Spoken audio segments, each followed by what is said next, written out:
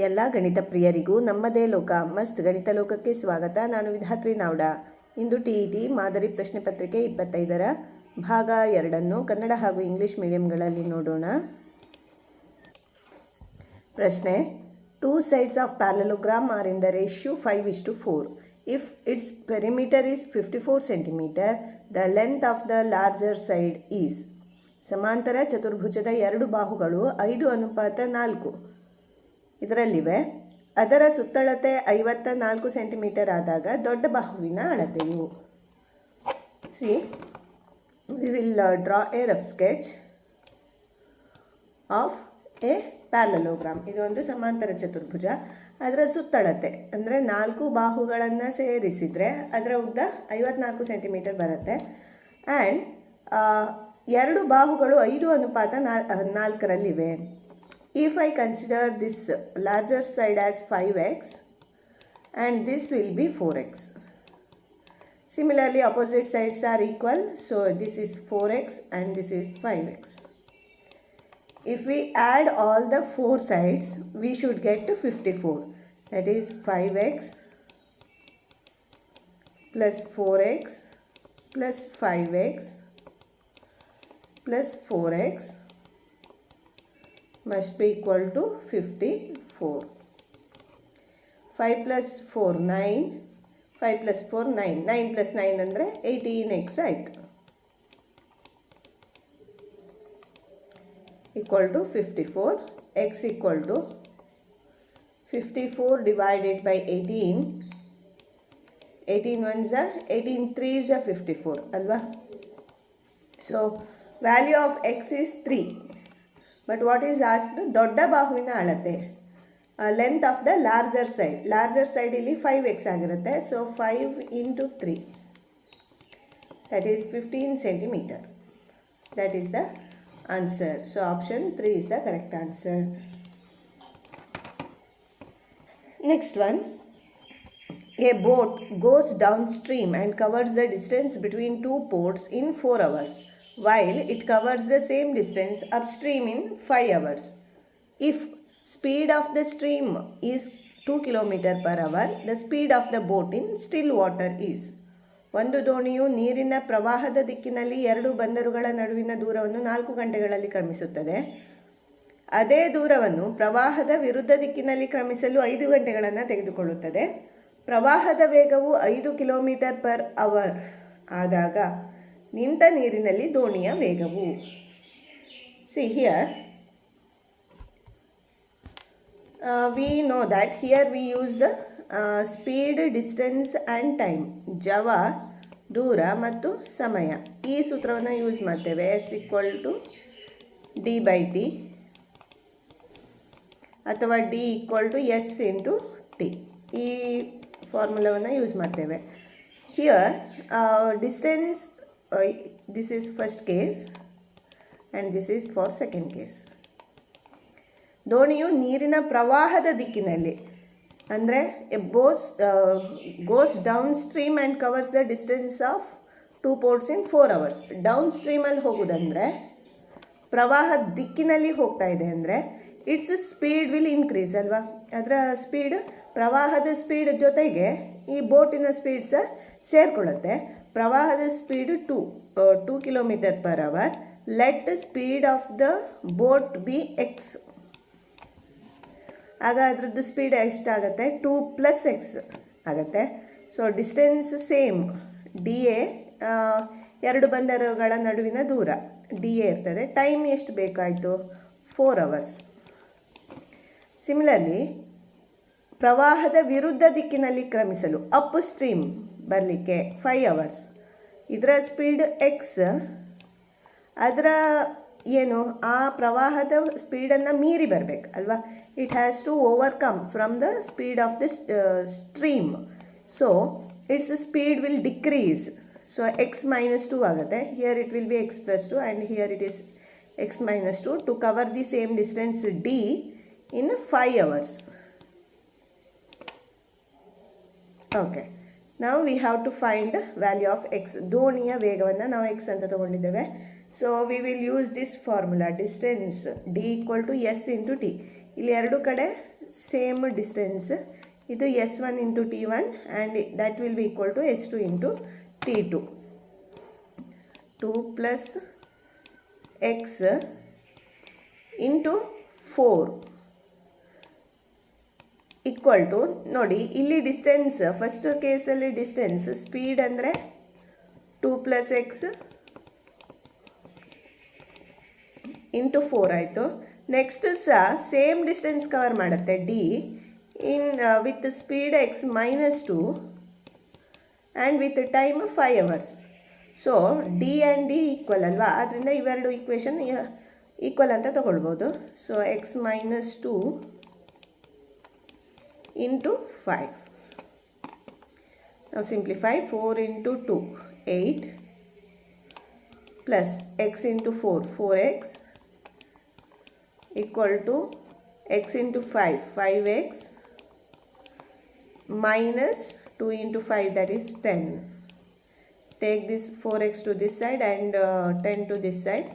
8 minus 10 irudu plus 10, 8 plus 10 is 18 equal to 5x minus 4x, that is x. That is 18 kilometer per hour is the speed of the boat. ದೋಣಿಯ ವೇಗ 18 kilometer per hour. So that is the answer. Next one, the angle subtended by a chord at the center of the circle is 60 degree. Then the ratio between the chord and the radius of the circle is. ವೃತ್ತದಲ್ಲಿ ಎಳೆದ ಜ್ಯಾವು ವೃತ್ತದ ಕೇಂದ್ರದಲ್ಲಿ 60 degree ಕೋನವನ್ನು ಉಂಟು ಮಾಡುತ್ತಿದ್ದರೆ ಜ್ಯಾ ಮತ್ತು ವೃತ್ತದ ತ್ರಿಜ್ಯದ ಅನುಪಾತ. ಈ ಪ್ರಶ್ನೆ ಸಹ ರಿಪೀಟ್ ಆಗಿದೆ. See, important question. ಇದು centre. If I draw a chord to the circle, ಇದೊಂದು ಜ್ಯಾ ಆದರೆ ಇದು ಸೆಂಟರ್ ಜೊತೆಗೆ ಮಾಡುವ ಆ್ಯಂಗಲ್, ಅಂದರೆ angle subtended at the centre. ವೃತ್ತ ಕೇಂದ್ರದಲ್ಲಿ 60 ಡಿಗ್ರಿ ಕೋನ ಉಂಟು ಮಾಡ್ತದೆ, ಇಲ್ಲಿ 60 ಡಿಗ್ರಿ ಆಗಿರುತ್ತೆ. ಓಕೆ, ನಾವು what is the ratio between the between the card and radius ಮತ್ತು ತ್ರಿಜ್ಯ ಎಷ್ಟಿರ್ತದೆ ಅದನ್ನು ನೋಡಿ. Here it is 60 degree. These two sides are equal because they are the radii. So these angles must be equal. ಇವೆರಡು angle X ಅಂತ ತಗೊಂಡ್ರೆ X plus 60 degree. Total circle triangle ಇದು 180 degree ಅಲ್ವಾ. X plus X 2x is equal to 180 minus 60, that is 120 degree. X value will be 120 divided by 2, that is 60 degree. ಒಂದು angle 60 ಆದರೆ ಉಳಿದ ಎರಡು ಸಹ 60 ಸಿಗತ್ತೆ ನಿಮಗೆ.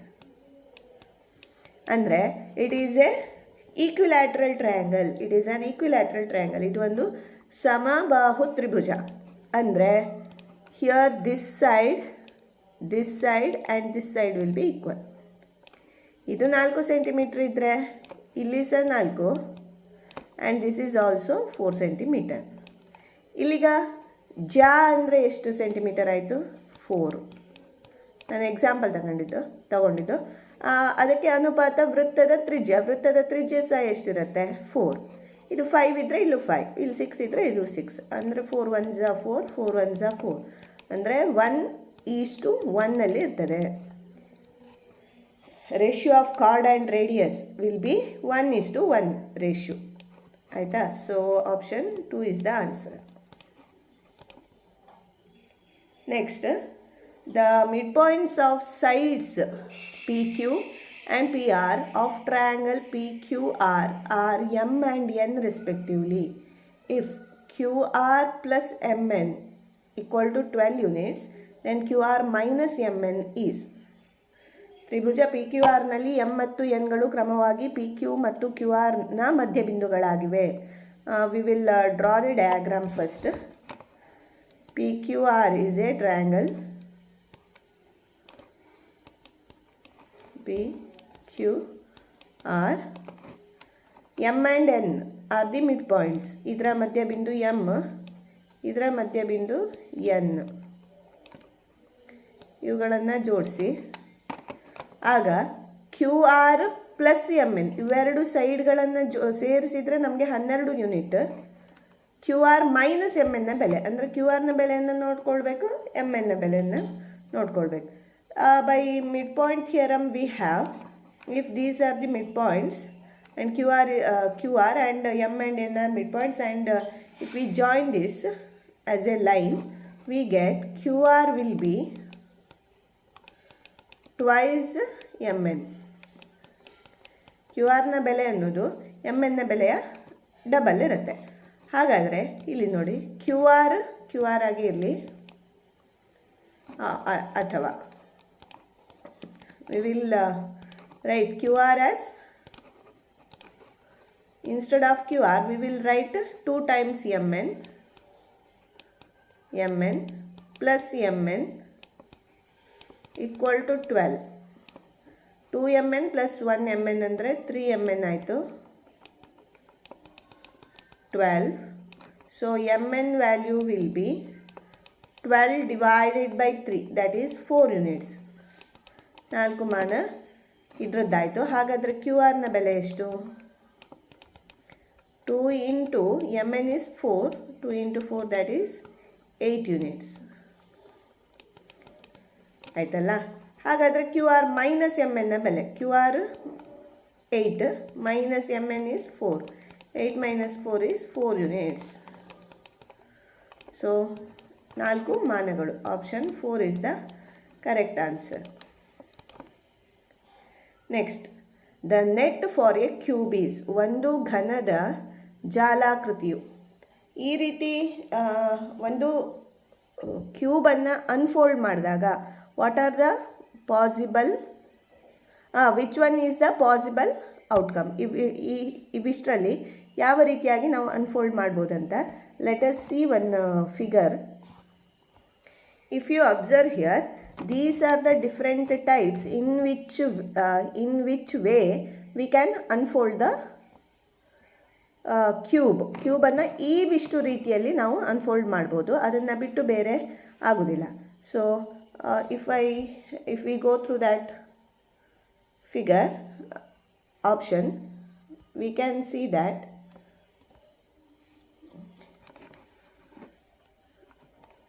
only fourth one is the possible way. ನೀವು ಆ ಫಿಗರ್ಸನ್ನು ನೆನ್ಪಿಟ್ಕೊಳ್ಬೇಕಂತಿಲ್ಲ, ಆದರೂ ನೋಡಿ, there are 6 faces in a cube. ಇವು 4 ಸೈಡಲ್ಲಿದ್ದರೆ ಇದು ಒಂದು ಬೇಸ್, 2 ಕಡೆ ಬೇಸನ್ನು ಹಾಕ್ಬೋದು. ಈ ರೀತಿಯಾಗಿ ಅನ್ಫೋಲ್ಡ್ ಮಾಡ್ಬೋದು. ಅಂದರೆ ಈ ರೀತಿ ನಮಗೆ ಕೆಳಗೆ ಮತ್ತು ಮೇಲೆ ಇರಬೇಕು. ಈ ರೀತಿ ಇದ್ದರೆ ಆಗೋದಿಲ್ಲ. 4 ಫೇಸ್ ಆದರೆ ಮತ್ತೆ ಫೋಲ್ಡ್ ಮಾಡಿದರೆ ಇದು ಬರುವುದಿಲ್ಲ, ಈ ರೀತಿಯೂ ಸಹ ಆಗೋದಿಲ್ಲ, ಇದು ಆಗೋದಿಲ್ಲ. Option 4 is the answer. So this is the answer. Next, diagonal of A cube is √12 centimetre, it's volume is. ಒಂದು ಘನದ ಕರ್ಣದ ಉದ್ದ ವರ್ಗಮೂಲ 12 ಸೆಂಟಿಮೀಟರ್ ಆದರೆ ಅದರ ಘನಫಲ. ಒಂದು ಕರ್ಣದ ಉದ್ದ ವರ್ಗಮೂಲ 12 ಸೆಂಟಿಮೀಟರ್ ಆದರೆ ಅದರ ಘನಫಲವನ್ನು ಕಂಡುಹಿಡಿಬೇಕು. See, just concentrate.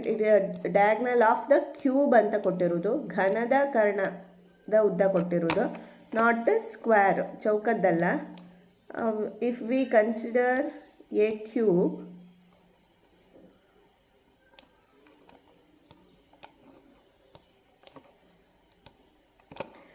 ಇದರದ್ದು ಕರ್ಣ ಅಂದರೆ ಹೇಗೆ ಬರುತ್ತೆ?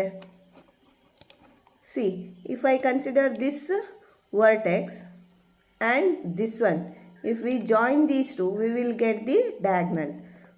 ಇವೆರಡನ್ನು ಜೋಡಿಸಿದಾಗ ಅಥವಾ ಇಲ್ಲಿಂದ ಇಲ್ಲಿಗೆ ಜೋಡಿಸಿದಾಗ we will get the diagonal of the cube. Now to solve it, see, this side is √12 units and we have to find first side length of the cube. Cube ಇದು ಲೆಂತ್ ಎಷ್ಟಿದೆ ಅದನ್ನು ನೋಡಬೇಕು. So I will join this side. ಒಂದು ಬೇಸಿಗೆ ಡಯಾಗ್ನಲನ್ನು draw ಮಾಡ್ತೇನೆ. ಆಗ ಏನಾಗುತ್ತೆ, V will get A right angled triangle over here. See this one, this. Here it is A, here it is A, and all the sides are of length A. So what is the length of the diagonal of the base? Base ಇದು ಕರ್ಣ ಎಷ್ಟು ಉದ್ದ ಇರ್ತದೆ? It is by Pythagoras theorem, it is a square square root of a square plus a square ಆಗಿರುತ್ತೆ ಅಲ್ವಾ.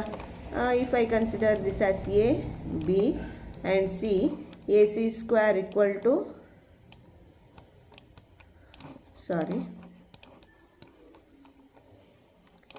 AC square equal to, this is the diagonal, AB square plus BC square.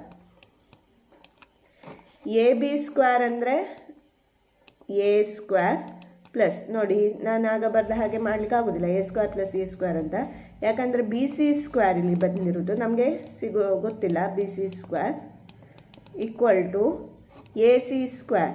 A C square is root 12 whole square, that is 12. So B C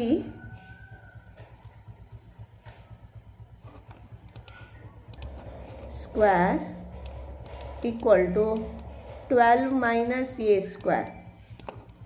ಈಗ ನಮಗೆ B ಸಿನ value ಸಹ ಗೊತ್ತಿಲ್ಲ, so A ವ್ಯಾಲ್ಯೂಯನ್ನು find out ಮಾಡಲಿಕ್ಕೆ ಆಗೋದಿಲ್ಲ. ಆಗ ನಾನು ಇನ್ನೊಂದು ಟ್ರಯಾಂಗಲ್ ತಗೊಳ್ತೇನೆ. See this is also right angle triangle. So B, let us name it as D. In triangle B D ಸಿಯಲ್ಲಿ B C square equal to B D square plus D C square. B C square equal to B D square plus D C square. B C square ಗೊತ್ತಿಲ್ಲ, a square, B D ಅಂದರೆ a square, a D C ಸಹ a square plus A square ಅಂದರೆ 2a square equal to B C square. So B C will be square root of 2a square, that is square root of 2 into A. ಹಾಗಾದರೆ B C value ಎಷ್ಟು ಬಂತು? Square root of 2 into A. ಇದು diagonal square root of 2 into A. ಅದನ್ನು ಇಲ್ಲಿ substitute ಮಾಡಿ. Square root of 2 into A whole square equal to 12 minus A square. Here square and square root cancels, 2a square. ಈ minus A square ಇರೋದು ಈಚೆ ತರ್ತೇನೆ, plus A square equal to 12. 2a square plus A square ಅಂದರೆ 3a square ಆಯಿತು, equal to 12. And A square equal to 12 divided by 3, that is 4. And A equal to square root of 4, that is 2 units. Centimetre ಇದೆ, 2 centimetre ಏನು, it's side length. A will be 2 centimetre. But what is asked? Volume of the cube, ಅದರ ಘನದ ಘನಫಲವನ್ನು ಕೇಳಿದ್ದಾರೆ. Formula is A cube, that is 2 cube equal to 8 centimetre cube. So option A is the answer. ಸ್ವಲ್ಪ lengthy ಇದೆ ಇದು, but quite easy. So that is the answer. Next one, 3/5 of a number is equal to 70% of another number. The ratio between the first number and the second number is. ಒಂದು ಸಂಖ್ಯೆಯ 5/3 ಎರಡನೇ ಸಂಖ್ಯೆಯ 70%ರಷ್ಟಿದೆ. ಮೊದಲನೇ ಮತ್ತು ಎರಡನೇ ಸಂಖ್ಯೆಗಳಿಗಿರುವ ಅನುಪಾತ. 3/5 ಆಫ್ ಎ ನಂಬರ್, 2 ನಂಬರ್ಸ್ ಕೇಳಿದ್ದಾರೆ, ಒಂದು ಎಕ್ಸ್ ಆಗಿರಲಿ ಇನ್ನೊಂದು ವೈ ಆಗಿರಲಿ. 3/5 ಆಫ್ ಎ ನಂಬರ್, 5/3, ಒಂದು ಸಂಖ್ಯೆಯ 5/3, that is 3/5 of a number x is equal to 70% of another number. ಈ ಎರಡನೇ ಸಂಖ್ಯೆಯ 70% ಅಂದರೆ 70/100 of one more number, that is y. We are asked to find ratio of first and second number. X is to y ಅಥವಾ x divided by y ಕೇಳಿರೋದು. So we can take y 2 down and take this 5 up, 3 down, y downwards. So x divided by y equal to 70 by 100 into 5 by 3. ಎಲ್ಲದು reciprocal ತಗೊಂಡ್ರೆ ಆಯಿತು, ವ್ಯುತ್ಕ್ರಮ. Next 0 0 cancels, 5 1s are 5 2s are 7 divided by 2 into 3, that is 6. 7 by 6, that is 7:6 is the answer. So option 4 is the correct answer. Next, P by Q form of 23.43 bar is 23.43 bar. ಇದರ P by Q ರೂಪ. ಇದು ನಿಮಗೆ 8ನೇ ಕ್ಲಾಸಲ್ಲಿ ಬರ್ತದೆ ಅಲ್ವಾ. ಇಲ್ಲಿ let us consider given number as x.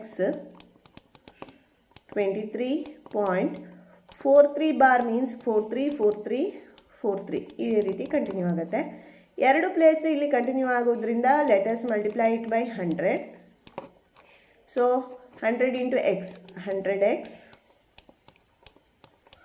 equal to 100 into 23.4343. ಎರಡು step decimal point shift ಆಗುತ್ತೆ. ಸೊ ವಿ ವಿಲ್ ಗೆಟ್ 2343.4343 ಈ ರೀತಿ ಕಂಟಿನ್ಯೂ ಆಗುತ್ತೆ. So let us consider this as equation.